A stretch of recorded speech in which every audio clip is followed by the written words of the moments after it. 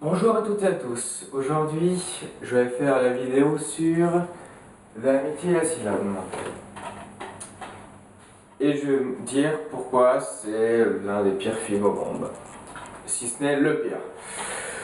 Alors, The Asylum Asylum est un film d'horreur britannique réalisé en 2013 par Andrew Jones. Alors, avant de parler du film et du packaging, je vais d'abord parler un peu du réal. Donc, Andrew Jones est un réalisateur britannique. Il a réalisé, je dis une vingtaine de films parce qu'en fait, il en fait au moins deux ou trois par an. Et là, il en a actuellement deux en post-prod et deux en pré-prod. Donc, je compte ceux qui sont en post-prod, mais pas ceux qui sont en pré-prod, vu qu'ils sont pas encore faits, on va dire. Ils sont pas encore tournés. Il fait que des films d'horreur, et c'est que des films d'horreur un peu du même acabit, hein, c'est-à-dire que il a fait une quadrilogie, il me semble, parce que son dernier film, enfin un film qui est en post-prod, c'est Robert Reborn. Donc du coup, donc la poupée Robert, voilà. Oui, il fait que des films d'horreur un peu comme ça. Et l'un de ses derniers films s'appelle L'Oguero du Troisième Reich. Tout dit dans le titre, hein. Donc on se dit, ça va être un putain de chef-d'œuvre. Alors, je vais être honnête, j'ai pas vu tous les films qu'il a fait. Ce serait un petit peu du suicide, mais j'en ai vu quelques-uns et c'est toujours du même acabit en fait.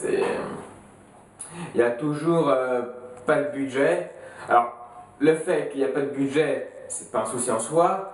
Le problème dans ces films, c'est que ça se voit. Et le problème, c'est que tout en pâtit. Et même, alors, on peut se dire que, là je reviens au film, là je vais parler un peu du packaging, donc enfin en gros du boîtier quoi. C'est juste que le packaging ça fait plus classe. Alors, tout simplement, on sent qu'il y a un problème, parce que quand on regarde les stats et tout ce qui est aspect technique, donc audio 2.0 en stéréo, bon, ça à la rigueur, on peut se dire, ça passe. Alors là, quand on voit qu'il est disponible que dans la deuxième région, là déjà, il y a un petit souci. Ça arrive qu'il y a des films qui soient interdits dans certaines régions, c'est pas un souci. Mais là, qu'ils soient autorisés que dans la deuxième région, c'est-à-dire là où j'étais, faut vraiment qu'ils soient pas très bons quoi, pour pouvoir balancer ça. Langue, alors en anglais, donc ça c'est normal. Alors, en principe, les films, quand on achète des films en Angleterre, tout simplement, il y a la langue en audio, la plupart du temps c'est qu'anglais, et puis des fois il peut y avoir français, allemand, tout ça, mais surtout, il y a toujours au moins des sous-titres. Là, il n'y en a pas. Donc en fait, c'est qu'anglais, puis après, tu te démerdes. Voilà. Alors, 16.9, donc ça reste banal.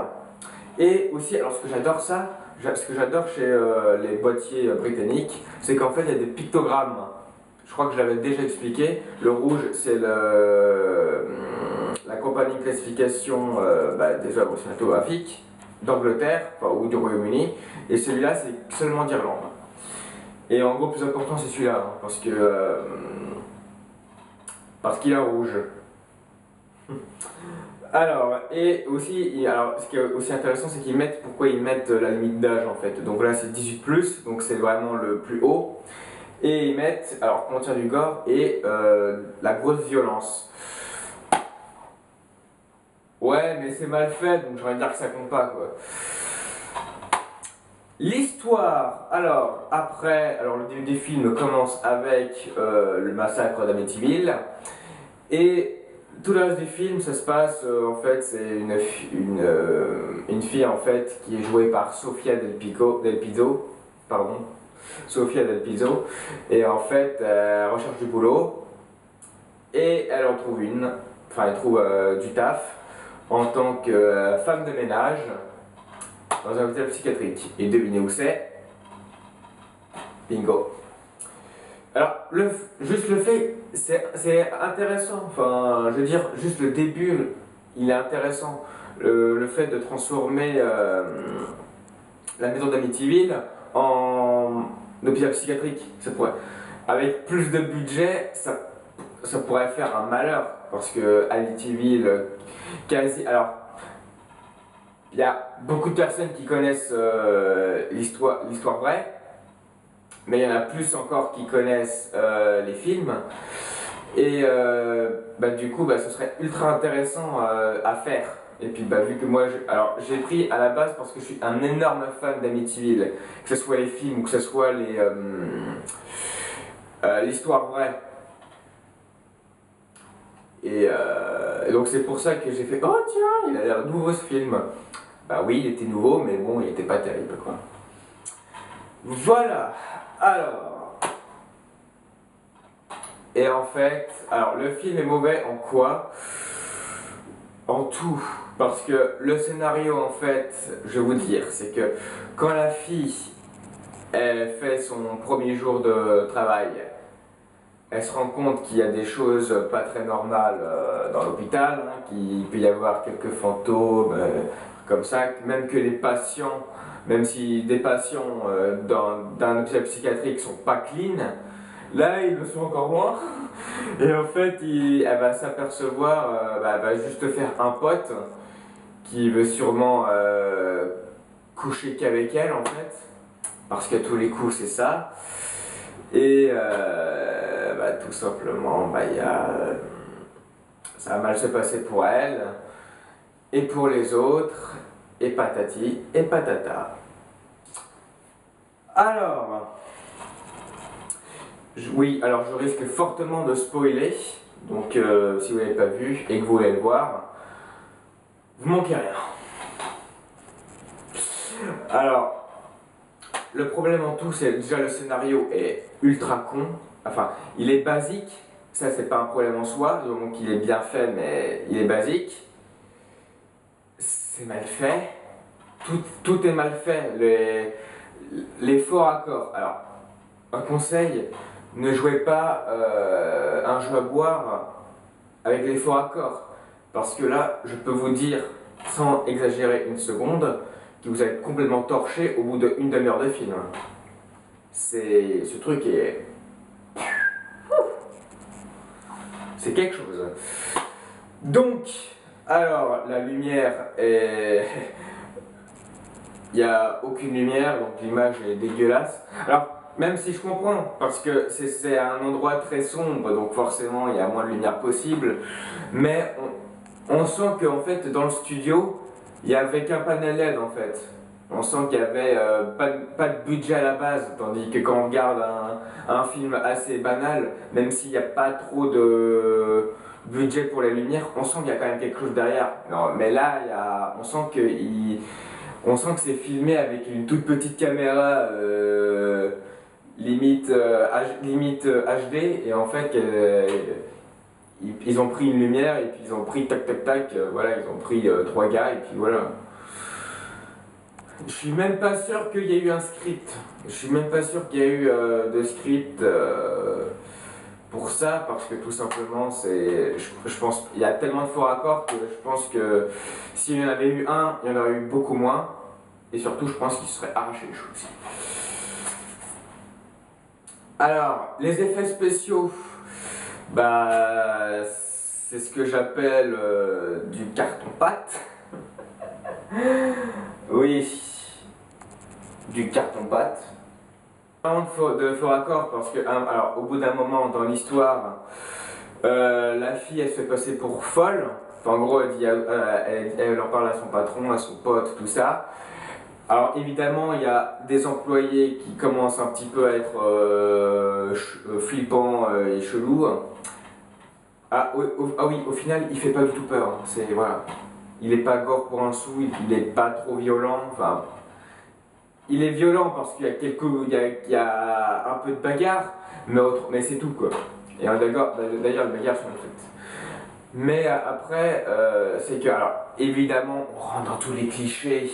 le patron qui veut pas salir les mains et qui dit mais non mais vous êtes folle de toute façon, dans mon hôpital tout va bien, tout ça. La fille qui est ultra naïve, qui est ultra émotive, donc, alors ça c'est pas un problème, mais ça va avoir son impact dans le film. Le gars justement qui l'écoute, il joue tellement mal que j'ai l'impression que le gars il l'écoute seulement parce qu'il veut la pécho quoi. C'est tout ce que je trouve à dire. Et d'ailleurs même lui il est chelou. Et il y a toujours le gros porc pervers hein, qui dès qu'il est tout seul avec la meuf, veut limite la violer. Hein. Alors je rassure tout de suite, il le fera pas. Enfin, il réussira pas, on va dire. Et il y a la très fameuse réplique de la fille parce qu'à un moment avec le gros mec, alors je dis comme ça parce que les noms, ils en ont pas d'ailleurs. Avec le mec en fait, je vais l'appeler le gros pervers. Tiens. À un moment, elle est toute seule dans une pièce dans le noir avec le gros pervers. Donc le gros pervers dit, c'est un petit peu de. Et puis elle fait, non, elle fait, si. C'est ça en plus, je caricature même pas. Et après, la fille elle fait, you're disgusting. What? What the fuck? Oh putain. Et après, elle se barre en courant, et puis après, elle balance tout à son pote, et t'as le mec qui fait. Ouais. L'air de dire, je m'en bats les reins.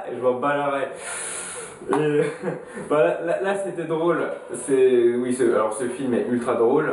C'est juste qu'il veut pas l'être. Hein. Il veut être sérieux au plus haut possible, mais en fait il l'est pas du tout. Donc à un moment, elle se fait incarcérer directement par son patron.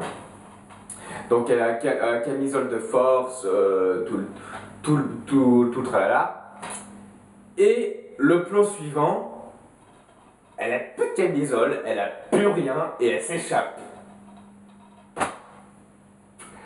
Très bien, je sais pas comment trop l'expliquer, mais dans un plan, elle est comme ça, enfin vous voyez, il a un peu les camisoles, en gros les gars ils sont attachés à peu près comme ça. Et là le plan suivant, tac, elle est libre et puis elle se barre. Elle se barre de la cellule et puis tout le monde se fait buter autour d'elle et puis elle s'en fout, elle veut juste survivre, tout ça. Et au bout d'un moment, évidemment, le patron a appelé les flics. Donc les flics débarquent à la toute fin. Et alors attention spoiler, alors j'avoue, je sais même plus s'il y a des flics, mais à la fin, la fille meurt parce qu'elle se prend une balle dans la carotide. Et alors je sais plus si c'est le patron qui la bute ou si c'est un flic. Alors dans mes souvenirs, je crois que c'est un flic, mais ça pourrait. C'est pas impossible que ce soit que le patron parce qu'il y avait tellement plus de budget que, un flic, c'est trop cher. Hein. Donc alors, je dirais le meilleur c'est la bande son. Parce que la bande son, il y a juste une petite ambiance un peu glauque, un petit peu creepy comme dans tous les films d'horreur, vous allez me dire. Mais ça, c'est le seul truc qui est assez propre, on va dire. Et encore, il n'est pas très propre parce que, comme je l'ai dit, il date de 2013 et il est seulement en stéréo 2.0. Voilà. Et c'est vachement chelou comme film. Et c'est très. Et pourtant, c'est bizarre parce que quand vous regardez sur IMDb, l'affiche du film, elle est classe. Elle est ultra classe. L'affiche a aucun rapport avec le film, mais elle est classe. Elle est vachement classe. C'est comme là, la quatrième de couverture. Elle est spéciale quand même, mais elle a un minimum de gueule, je veux dire. Elle a un peu de gueule. Même si après, comme j'ai dit dans la dernière vidéo où j'ai parlé de ce film-là, Les corbeaux, il n'y en a pas. On n'entend pas leur bruit, on n'entend pas leur battement d'aile. Il n'y a pas de corbeaux dans le film. Donc oui, il n'y a pas eu de mixage son. Donc forcément, les bruitages le volume des bruitages est très haut et les dialogues sont vraiment très très bas. Et donc il y a ce qu'il doit avoir quand il y a ce genre de performance, on va dire. C'est-à-dire qu'il y a les bruitages qui camouflent tous les dialogues, donc du coup on entend que dalle. Et puis alors ça pète les oreilles parce que c'est ultra fort.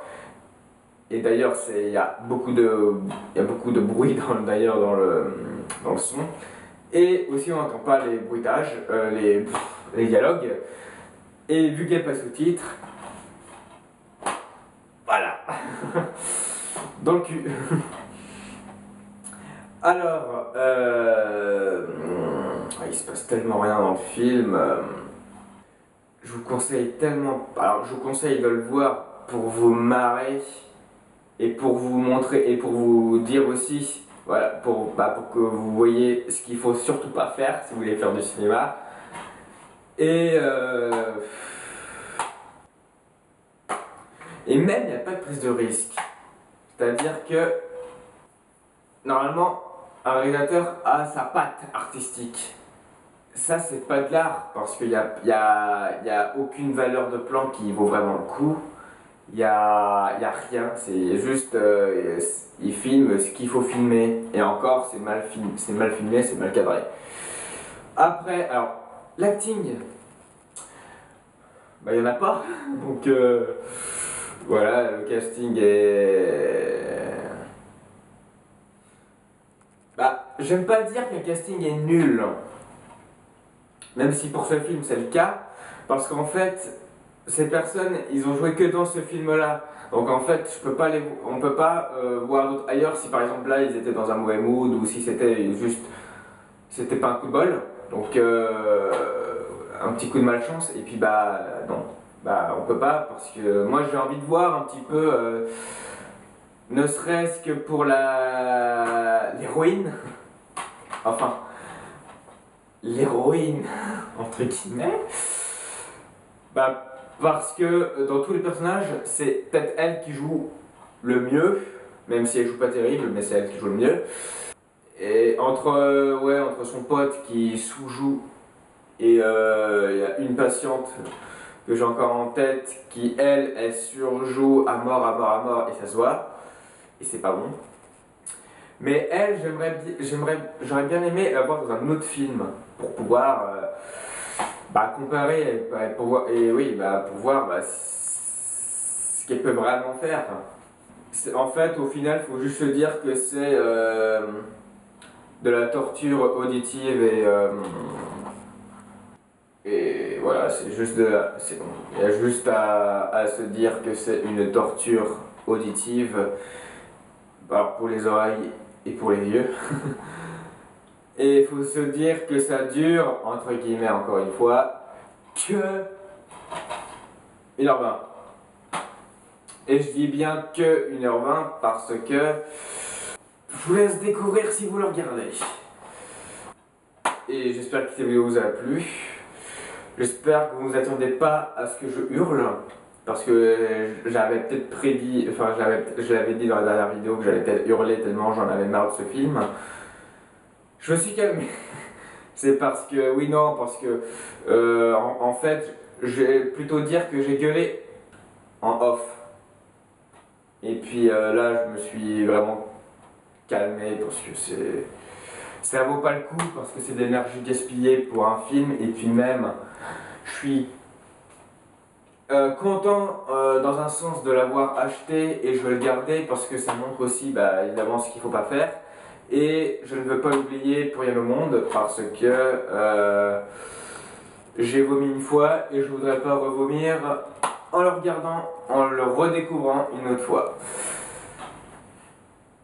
Voilà, j'espère que ça vous a plu. On se retrouve une prochaine fois pour la suite de la collection. Et je vais vous dire à la prochaine. Ciao. Oh, et au fait, il y a quand même, j'ai quand même un moment préféré dans le film, le générique de fin.